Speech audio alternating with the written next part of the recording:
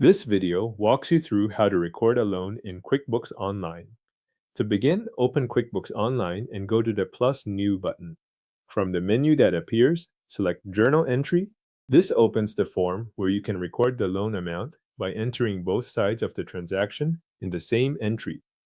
If you already know the date and accounts you need, you can move straight through the form without adding anything outside of these fields. Once the journal entry window is open, enter the journal date. Use the date that matches when the loan was received so the transaction appears in the correct period in your books. This date matters because it controls when the loan and the related bank activity are recognized in QuickBooks Online. Take a moment to confirm the month, day, and year before you continue. On the first line of the journal entry, select your bank account. This should be the account where the loan funds were deposited.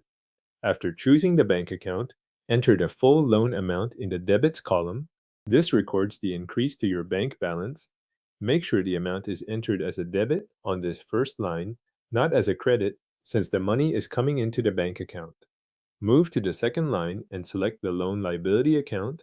This account is used to track what your business owes on the loan. In the credits column on that second line, enter the same loan amount you used on the first line.